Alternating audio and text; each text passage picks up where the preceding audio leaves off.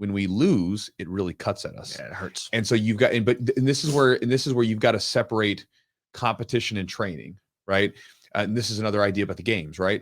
If you want to change the game, right, and you want to change some of the conditions of it, the first thing you do is change the conditions for victory. So for instance, like with a competition, right, it could be that you need to win that gold medal to achieve victory, right? Or to beat someone to be victorious. Mm-hmm.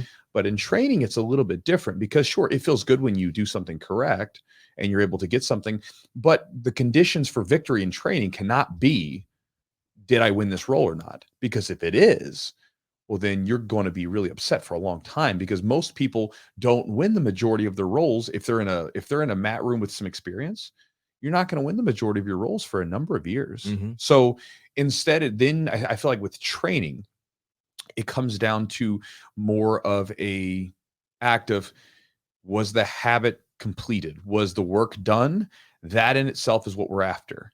You know, yes, we can judge ourselves and really like start to like tune in and to see what we're doing that's worthwhile, whatever. But we can't judge every single like roll in the mat, every single time we train.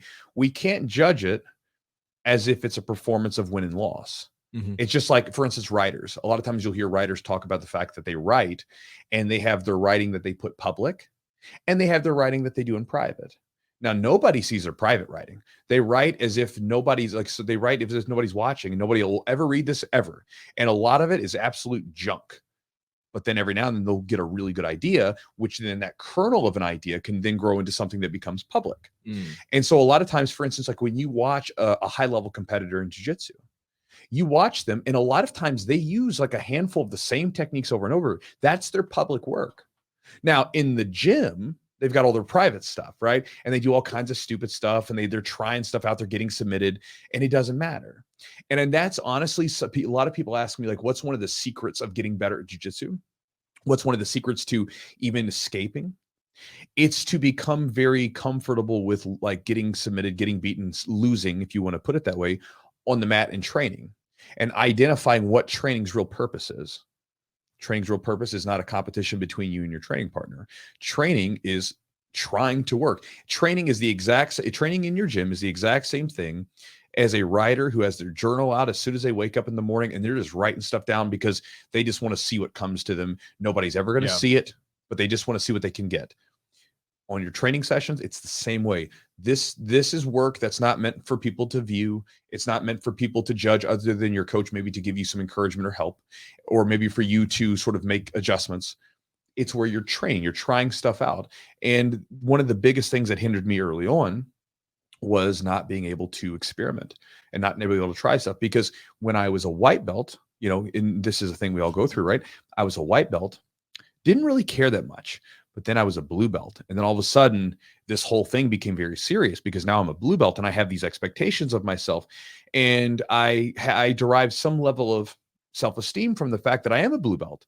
And I'm a blue belt at a time in my city where there weren't very many blue belts. Like my coach was a purple belt. Mm-hmm. The highest level jiu-jitsu belts in the city were purple belts. And here I am, I'm a blue belt. I'm right under him. Right. So I feel like I'm a big guy. I'm a big deal. Right. And so I derive a lot of self-esteem from that. And so if I lost to a white belt with my view at the time, it would stab my self-esteem. And so I didn't feel good. And so again, I had to change the conditions for what victory meant in training and can change those conditions. And so in training, one of the best things that ever happened was when one of my coaches, Colin and Kyle, there's two of them, they were basically, this is when I was a purple belt at this point, and I'm going through this period of not really growing. Like my techniques I'm using are good and they're getting better, but just like a small subset of them. But my game's not growing. It's not expanding. It's not changing because I don't want to make mistakes because I don't want to lose. And they're like, bro, this is training. This isn't win and lose. This is this is where we grow. Well, I think, some of that comes back to gym culture a little bit, having not tapping and talking kind of thing. Like whatever happens on the jiu-jitsu mats in the gym is kind of like private. It's kind of has to be. It does, because it's like you trust each other, obviously, you know, to try different things, to get caught in different stuff in different submissions and catch people and stuff. Yeah.